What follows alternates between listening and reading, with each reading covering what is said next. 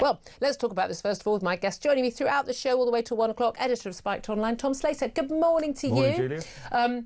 Yeah, we are going to start with international affairs. Shall I play a quick clip of this press conference yesterday? Because let's face it, most people aren't sitting there watching or listening to non-stop 24-hour news. They've actually, lives, jobs, kids to pick up from school, supermarket shops, that sort of thing. But this was the press conference that Donald Trump gave alongside Benjamin Netanyahu after we found out that Netanyahu had, let's face it, I'm sure he didn't want to, been forced to make a phone call to the Emir of Qatar to apologise for bombing terrorist leaders in his country.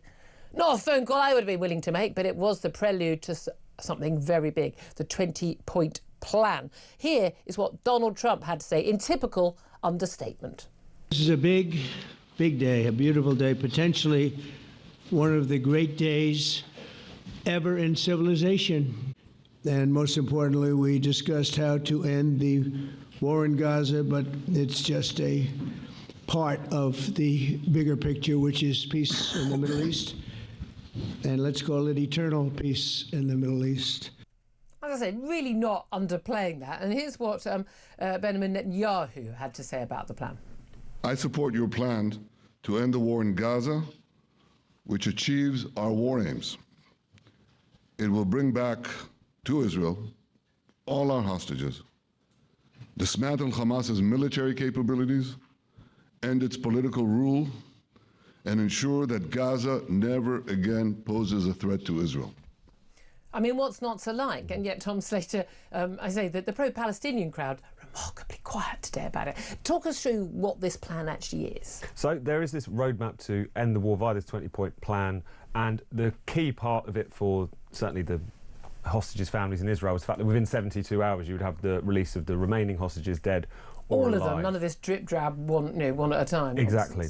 Then you've got the question of Hamas, which Benjamin Netanyahu was touching on there. Essentially, it should have no role in the future governance of Gaza under this plan, but somewhat confusingly, those who are willing to lay down arms and commit to peace can carry on unencumbered, but anyone who wants to flee, exactly, under an amnesty, there will then be this essentially kind of transitional authority that will sort of have a kind of technocratic government by Palestinians, but also kind of outside experts, so-called, who will be shepherding the fledgling territory into its next sort of phase. And among those experts is Tony Blair.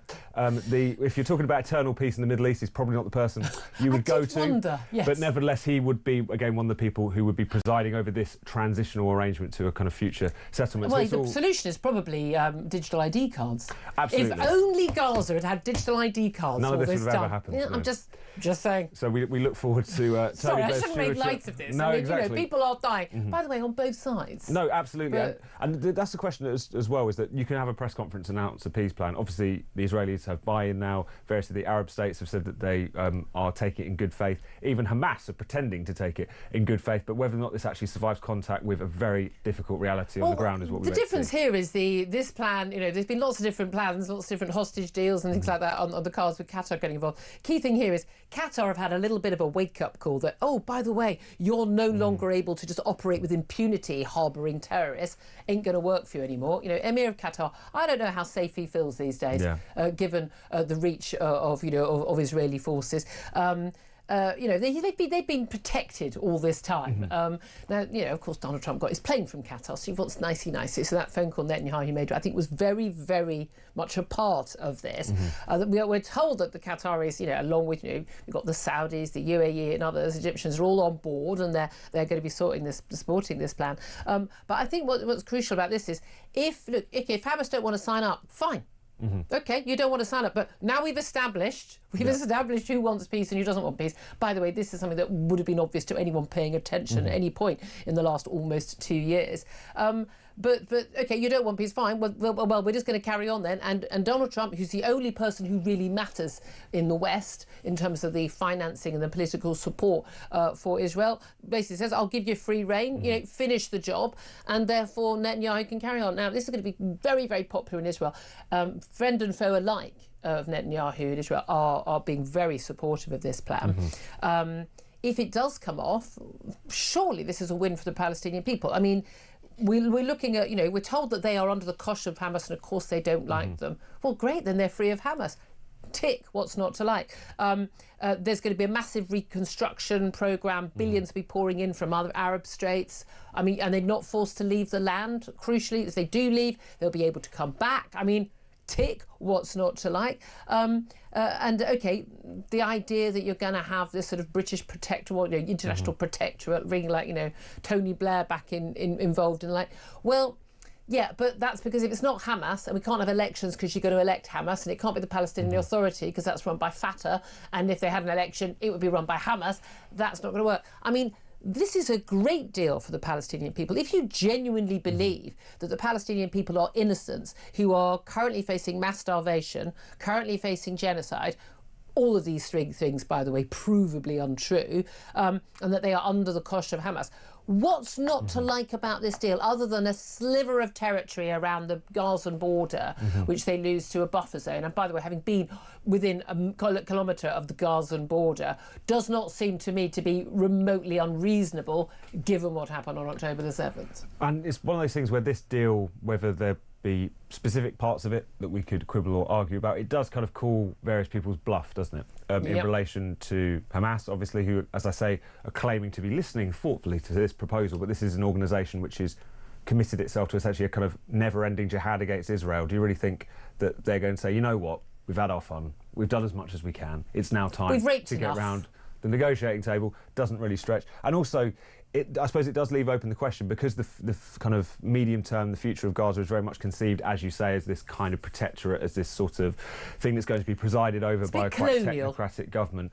It reminds you of the question of, in terms of a longer term piece, that also probably requires something to happen within Palestinian civil society for leadership to emerge who are willing to put to bed this dangerous fantasy that you're going to destroy the state of Israel. And it's not entirely clear that any of those figures exist, which is precisely why the arrangements they're talking about are as technocratic and, as you say, colonial as they sound. Yeah, I mean, it's absolutely fascinating. I mean, it's 725 days since those hostages were taken. I mean, that's, I would say, having been in Israel recently, the number one priority is getting the hostages back. It is the awaking obsession of every person in Israel. Everyone knows someone who was impacted by what happened on October the 7th. So, I mean, it is fascinating. I'd love to hear your thoughts, whether or not you think this is a good plan, whether this plan will work, crucially. What role Tony Blair can have in this arrangement. I mean, look, he is a player, I think he may overestimate his ability in being the man behind the deal, as does Donald Trump.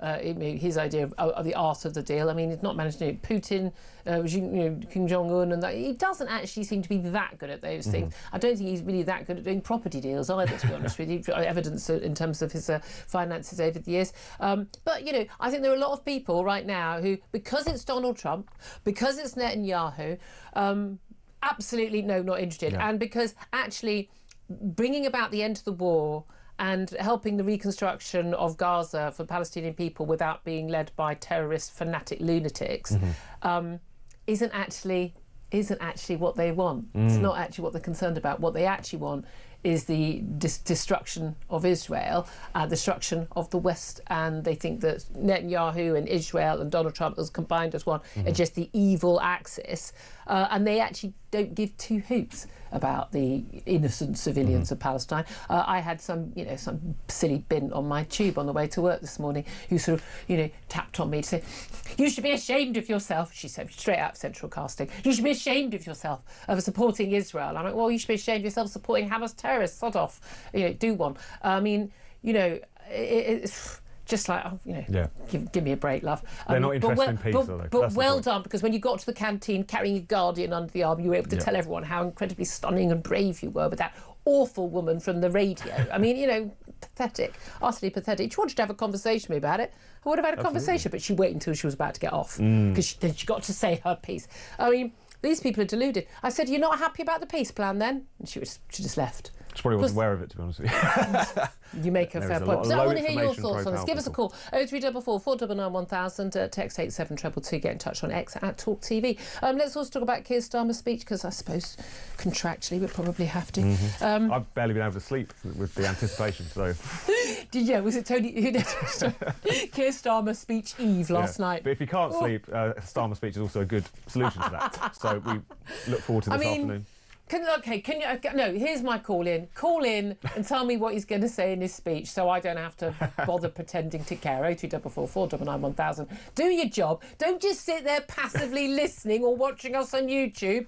Please save me from having to read the notes I've got again about what this godforsaken empty vessel of a pointless man who's blancmange in Brill cream is going to say on the stage today in Liverpool. Here we go. I'm going to try and get through. I'm going to read this version from one of the telly newspapers. So Keir Starmer will today announce a major overhaul of the NHS, promising an online hospital. You bored yet? Wake up! Wake up! Wake up, everybody. Promising an online hospital that will deliver millions of extra appointments and help cut long waiting times as he outlines his vision for a fairer Britain. It will launch in 2027, 2 years away. Can I just say, we're a first world country. It's the 21st century. I mean, we've been booking restaurants online. We've been booking, holidays online, taxi service online. Finally, we're going to be able to see a hospital consultant online in anywhere in the country rather than someone who happens to be attached to our local hospital or happen to attach to our local GP. I mean, well done us. It's very Keir Starmer, though, isn't it? If you think about a country roiled by questions of immigration, you've got an economy which is still in the doldrums, you've got soaring public debt, and his answer to this is a new and improved version of the NHS app. It's him all over, really, isn't it? I mean, this complete empty vessel has no idea what he's doing. It's Hancock-esque. Absolutely. It's just, a few gimmicks. I mean, it's amazing how quickly this government has got to this point, but it's as if they've been in power for 10 years and are completely out of ideas. They're at the kind of Cohen's hotline period of their governments, if anyone remembers the tail end of John Major years when he was having to implement policies like that. That's where we've ended up, but after just over a year. Yeah, it blows my mind how bad they are. Well, he's also going to deliver hard truths to the party faithful. He's going to say that beating reform... By the way, Nigel Farage totally lives rent-free in Keir Starmer's head, doesn't he? He said beating reform will require decisions that are not cost-free or easy, decisions that will not always be comfortable for our party. He'd tell what his little son are calling squeamish lefties in the Labour Party to get on board with uncomfortable and necessary decisions on migration, spending and welfare cuts. Well, they've already kowtowed to Labour backbenchers on welfare cuts. They didn't go through. Spending, I mean, here's another few hundred million to the public sector unions. He's also going to say there's nothing compassionate or progressive about letting illegal migrants cross the channel. Apparently he's staking his political life on bringing an end to the small boats crisis. Well, then... I can absolutely assure you then your political life is over. Meanwhile, Shabana Mahmood, the Home Secretary, she likened the marchers who went on the Unite the Kingdom march organised by Tommy Robinson. And I know people who've never been on a march in their lives who went on that march, who said the atmosphere was just lovely. And as I keep pointing it out because I was really shocked when I saw some of the speakers and some of the things they said. Some of them were good people, some of them were absolutely hideous. But she says, while not everyone chanted racist slogans, some did. Clear that in their view of this country, I have no place here. And she likened some of those marchers to the P bashers of the 60s and 70s, the Dares to the skinheads and P bashers of old. Is that a fair thing to say? I think they've got this wrong. I understand that they want to make clear that they're not on the side of Tommy Robinson or some of the people who were addressing that march, who I think even some of the people who were there probably were slightly mystified by or certainly didn't agree with. But at the same time, it's quite clear that you do not get 150,000 people on the street if they're all There's probably a lot more front. than that as well. Exactly. So it's one of those things where I can understand why they want to denounce the elements within that movement who are quite clearly... But don't we all? Exactly, and I think everyone does anyway. I think it kind of goes without saying, but needing to recognise that the reason that you are seeing so much unrest in the country, whether it's protests outside hotels, whether it's people showing up to a demonstration in pretty unprecedented numbers for that kind of politics, it's not because there is runaway racism in the country, it's because people of all backgrounds, actually. That's well, one again, thing there were lots of people, blacks, Asian Mm-hmm. people who were on those marches. You said, there was very friendly atmosphere. Mm-hmm. It's just the idea this was some white supremacist march is an absolute load of nonsense. It just wasn't. Exactly. And that's not to let off scot-free, again, the people who led that march, who have, to put it lightly, a very checkered history. But you've got to recognise the mood of the country. And I think trying to place this in the frame as if it was exactly how it was, 50 years ago, it's just not accurate, and also I think risks alienating the very people that they want. And to again, we're constantly this thing where like, no, it's not racist to say, oh, it is racist to say. They're just constantly in the middle of that. We're going to become an island of strangers. No, I didn't read the speech. I didn't mean that. Well, I sort of did do it. I mean, they don't know what they think about it, because fundamentally they're at a North London dinner party. You know, and they're just going, oh, well, I am a bit concerned about immigration. Oh, but not really, because I don't have a problem with brown people. No, really, but you do. And I mean, that's, they are, I know these people. I've met these people. I've gone to bloody dinner parties with these people. They are so uncomfortable in their own skins. They don't know what they think. And again, we were talking on the show a lot yesterday, this whole sort of, Nigel Farage being, and reform policies being racist. I mean, we had some front benchers blatantly talking about Nigel Farage being racist. Seriously, Nigel Farage, get the libel lawyers out, because you would absolutely win this one. It's absolutely outrageous people should go around saying that about you. I know for a fact he's not. I really do. But they throw around these words, and they don't realise that they're just, that word, I mean, this was far right, bigger, racist, like, doesn't even have any meaning anymore, because they've taken away the meaning of that. And by the way, Reform's policy on deportations doesn't even mention colour. There's no mention of race. It's utterly irrelevant to this debate. It's about numbers and it's about culture. So it's got sod all to do with that at all. One other thing that we're going to be hearing about today a lot is after Rachel Reeves' speech, basically preparing everyone for the worst. You know, this harsh global climate. That's what they said last time round. And yes, we've got the Donald Trump tariffs. I get that. That's been difficult. But we're not all working for steel exporting companies, are we? So let's stop the pretense of that. But basically planning not to raise the VAT rate, which is what they promised. They were very careful with their words, weren't they? But extending VAT to other things, including private healthcare. We're told that's going to hit 8 million people. It's part of that whole, VAT on school fees and VAT on healthcare. I mean, I've got private healthcare, through the company. I haven't had it for many, many years, but I mean, I know people who live in, working class backgrounds, who live in bungalows, who use their savings to spend hundreds of pounds on getting an MRI scan. They would have to wait months to get some, to find out what a problem was. And, I know lots of people who have used private healthcare who are not, by any stretch of the imagination, anywhere you could say rich or even average earners, who have done what they have to do for their family member. Often family members contributing to the cost for private treatment, because they simply can't face a wait on the NHS. I mean, I'm not quite sure that their class warfare on this issue is going to win many people over. No, and it's also obviously not going to solve the economic problem. I mean, you have... Like that on school fees. Exactly. I mean, this government... Drop in the ocean. The reason they keep having to kind of shift around their policies and potentially, in this case, seriously kind of roll back on some of the pledges they made ahead of the last election is because of the fact that they're constantly chasing this black hole, which, obviously balloons in size in relation to external events. And so they end up doing things which are politically quite toxic or just quite mean-spirited or something which, at the very least, is not going to endear them to a certain section of the electorate. And then either having to U-turn on it again or, just sit back and express horror at the fact that actually it's barely touched the sides in terms of the economic picture. They're kind of constantly having to do things which